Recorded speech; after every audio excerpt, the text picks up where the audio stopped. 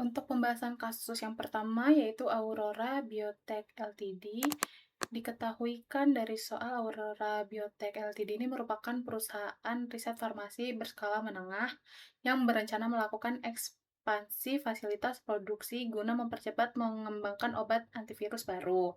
Nah, untuk membiayai ekspansi tersebut, perusahaan itu mempertimbangkan penerbitan series P preference share yaitu saham preferen dengan dividen tetap sebesar 6 per tahun dan dibayarkan triwulan dengan nilai nominal per value-nya 100 per saham. Nah, berdasarkan estimasi penjamin emisi dari Stellar Capital Partners, tingkat keuntungan yang disyaratkan investor untuk sekuritas dengan risiko sejenis adalah 7,5% per tahun. Manajemen perlu menilai nilai wajar saham preferen tersebut, membandingkan biayanya dengan utang jangka panjang, serta mengevaluasi dampaknya terhadap struktur modal dan risiko keuangan jangka panjang perusahaan. Lalu untuk pertanyaan yang ke-1 itu mengenai estimasi nilai wajar series P preference shares. Diketahui Aurora Biotech akan menerbitkan saham preference dengan dividen tahunan sebesar 6 dibayarkan secara periodik dan diasumsikan bersifat perpetuity atau tidak memiliki jatuh tempo. Tingkat pengembalian yang disyaratkan investor atau required rate of return adalah 7,5% per tahun. Lalu ditanya itu berapa nilai wajar atau fair value saham preference series P? Dijawab, itu nilai wajar saham preferen dihitung menggunakan konsep perpetuity, yaitu nilai sekarang dari dividen tetap yang dibayarkan selamanya. Lalu rumus yang digunakan itu ialah nilai saham preferen sama dengan dividen tahunan dibagi tingkat pengembalian yang disyaratkan.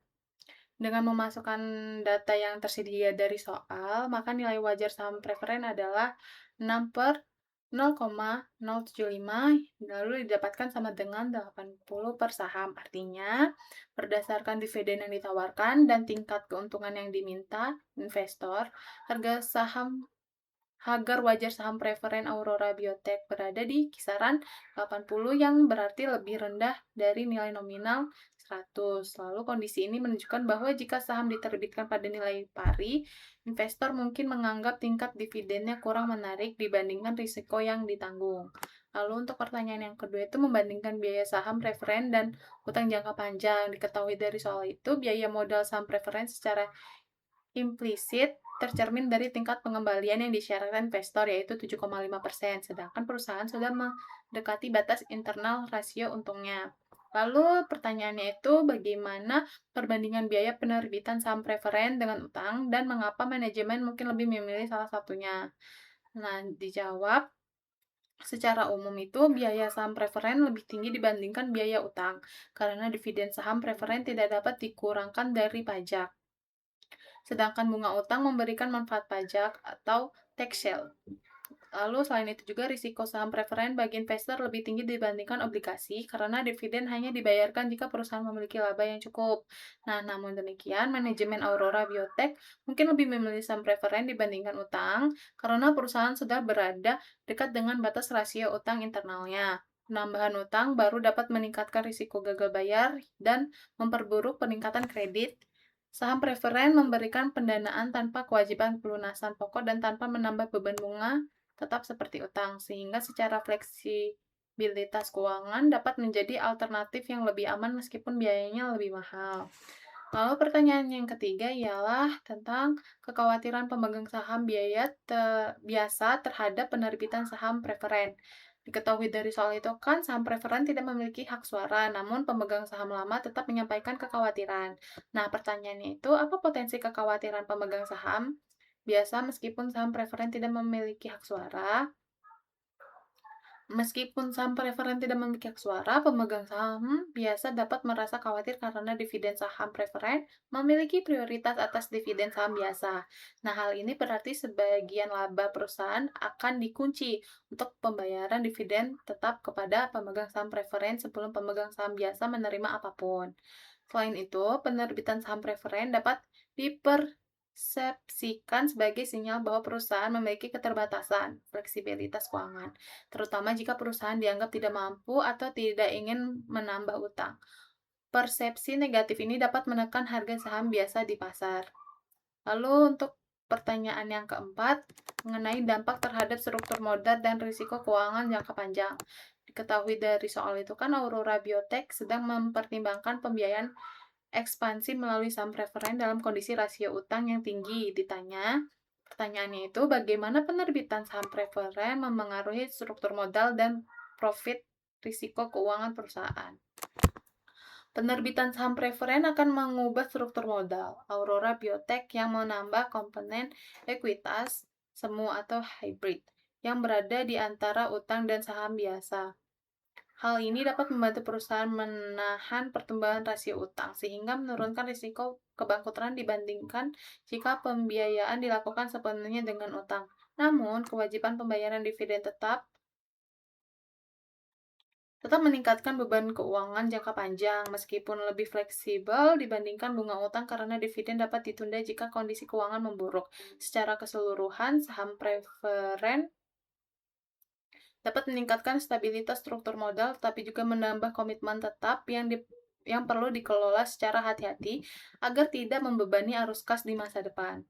Nah, kesimpulannya itu dari keseluruhannya itu berdasarkan analisis yang tadi, nilai wajar saham preferen series P Aurora Biotech adalah 80 per saham, lebih rendah dari nilai nominalnya. Saham preferen memiliki biaya modal yang fleksibilitas dan risiko finansial yang lebih rendah ketika rasio utang perusahaan sudah tinggi. Meskipun tidak menimbulkan ilusi hak suara, penerbitannya tetap menimbulkan kekhawatiran bagi pemegang saham biasa karena prioritas dividen dan sinyal kondisi keuangan secara strategis. Penerbitan saham preferen dapat menjadi solusi pembiayaan yang seimbang apabila perusahaan ingin menjadi stabilitas struktur modal dan pengendalian risiko jangka panjang.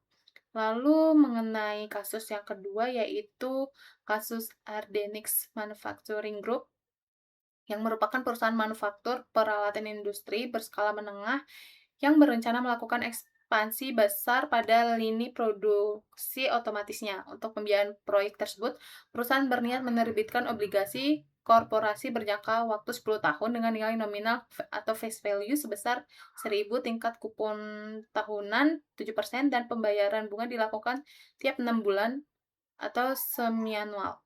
Manajemen menilai obligasi lebih menarik dibanding pinjaman bank karena kondisi pasar kredit yang mulai stabil. Namun terdapat kekhawatiran terkait ekspansi inflasi yang meningkat, potensi kenaikan suku bunga pasar, serta kemungkinan peningkat kredit yang lebih rendah dari perkiraan oleh prime rate assessment. Di sisi investor, manajer portofolio Darius Wayne dari Stellar Face Capital sedang mengevaluasi obligasi ini dari sudut pandang strategi investasi pendapatan tetap jangka panjang dengan fokus pada yield to mature atau YTM, tingkat leverage perusahaan, serta kemampuan arus kas Ardenix pasca ekspansi. Pertanyaan yang ke-1 itu mengenai dampak ekstasi inflasi dan kenaikan suku bunga terhadap permintaan investor. Nah, diketahui dari soal itu kan Ardenix akan menerbitkan obligasi 10 tahun dengan kupon tetap 7% terhadap kekhawatiran bahwa ekspansi inflasi yang meningkat dapat mendorong kenaikan suku bunga pasar. Lalu pertanyaannya itu, bagaimana ekspansi inflasi dan potensi kenaikan suku bunga pasar memengaruhi permintaan investor terhadap obligasi Ardenix? Ekspansi inflasi yang meningkat kecenderungan menyebabkan investor menuntut tingkat timbal hasil yang lebih tinggi untuk mengkompensasi penurunan daya beli di masa depan. Jika suku bunga pasar naik setelah obligasi diterbitkan, maka obligasi dengan kupon tetap 7% akan menjadi kurang menarik karena investor dapat memperoleh imbal hasil yang lebih tinggi dari instrumen baru di pasar. Nah, akibatnya permintaan terhadap obligasi Ardenix dapat menurun dan obligasi tersebut kemungkinan harus diperdagangkan dengan harga diskon agar yield-nya itu menyesuaikan dengan tingkat bunga pasar yang lebih tinggi. Oleh karena itu, ekspektasi inflasi dan kenaikan suku bunga berpotensi menurunkan minat investor dan meningkatkan biaya pendanaan bagi perusahaan. Lalu pertanyaan yang kedua itu mengenai dampak peringkat kredit yang lebih rendah dari perkiraan. Diketahui dari soal itu kan, prime rate assessment-nya sedang menilai kinerja keuangan Ardenix dan terdapat risiko perusahaan memperoleh peringkatan kredit lebih rendah dari yang diharapkan. Nah, pertanyaannya itu, apa implikasi keuangan dari peringkat kredit yang lebih rendah terhadap strategi penerbitan obligasi Ardenix? Nah, jika Ardenix memperoleh peringkat kredit yang lebih rendah, maka risiko gagal bayar perusahaan dipersepsikan lebih tinggi oleh investor. Konsekuensinya itu perusahaan kemungkinan harus menaikkan tingkat kupon di atas 7% atau menerbitkan obligasi dengan harga di bawah nilai nominal, yaitu atau discount bond, agar tetap menarik bagi investor. Nah, hal ini akan meningkatkan biaya utang atau cost of debt perusahaan dalam jangka panjang. Nah, selain itu juga, peringkat kredit yang lebih rendah dapat membatasi basis investor potensial karena beberapa investor institusional hanya diperbolehkan membeli obligasi dengan peringkat tertentu. Nah, dengan demikian strategi penerbitan obligasi Ardenix akan menjadi lebih mahal dan lebih menantang jika peringkat kreditnya tidak sesuai dengan harapan. Lalu pertanyaan yang ketiga itu mengenai faktor analisis investor dari spesifik Stellar Face Capital. Diketahui dari soal atau studi kasus sebelumnya, Darius Wayan itu sebagai manajemen portofolio fokus pada investasi pendapatan tetap jangka panjang yang memperhatikan YTM, leverage, serta proyeksi arus kas perusahaan. Lalu pertanyaannya itu mengenai faktor-faktor utama apa yang harus dianalisis investor dalam menilai kesesuaian obligasi Ardenix dengan tujuan investasi pendapatan tetap.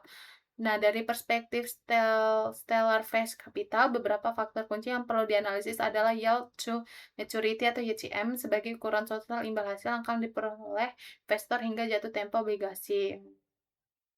Selain itu juga, investor harus menilai prosesi leverage Ardenix setelah penerbitan obligasi, termasuk rasio utang terhadap ekuitas dan kemampuan perusahaan penanggung tambahan kewajiban bunga. Proyeksi arus kas operasional pasca ekspansi juga menjadi faktor penting, karena arus kas inilah yang akan digunakan untuk membayar kupon obligasi secara berkala. Investor juga tuh perlu mempertimbangkan risiko makroekonomi seperti inflasi, stabilitas industri manufaktur, serta kualitas manajemen perusahaan dalam mengeksekusi proyek ekspansi, dan seluruh faktor tersebut menentukan apakah obligasi Ardenix sejalan dengan strategi investasi pendapatan tetap yang mengutamakan stabilitas dan kepastian pembayaran. Nah, pertanyaan yang keempat itu mengenai dampak peningkatan efisiensi produksi dan risiko keuangan yang tersisa.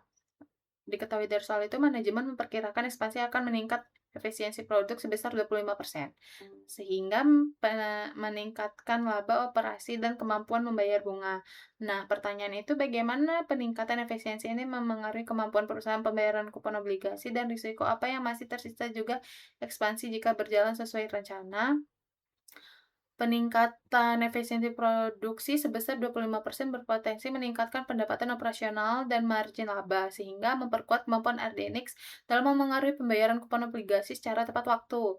Dengan arus kas yang lebih kuat, risiko gagal bayar dapat ditekan dan profit kredit perusahaan membaik. Namun, jika ekspansi tidak menghasilkan efisiensi yang diharapkan, perusahaan dapat menghadapi tekanan likuiditas, terutama karena kewajibannya pembayaran bunga bersifat tetap dan harus dipenuhi terlepas dari kondisi kinerja operasional. Risiko yang masih tersisa meliputi risiko operasional, risiko pasar, serta risiko keuangan akibat meningkatnya beban utang. Oleh karena itu juga, meskipun proyeksi efisiensi memberikan proyeksi positif, Adenix tetap perlu mengelola risiko secara hati-hati. Nah, kesimpulannya itu di akhir secara keseluruhan, penerbitan obligasi 10 tahun oleh Ardenix Manufacturing Group merupakan strategi pembiayaan yang rasional dalam kondisi pasar kredit yang stabil. Namun, ekspansi inflasi dan potensi kenaikan suku bunga dapat menurunkan daya tarik obligasi bagi investor. Risiko peringkat kredit yang lebih rendah juga dapat meningkatkan biaya pendanaan perusahaan. Dari sisi investor, analisis menyeluruh terhadap YTM, leverage, dan harus kas menjadi kunci dalam menilai kelayakan obligasi ini. Proyeksi peningkatan efisiensi produksi sebesar 25% yang memberikan dukungan positif terhadap kemampuan pembayaran kupon, meskipun risiko keuangan tetap ada apabila ekspansi tidak berjalan sesuai rencana.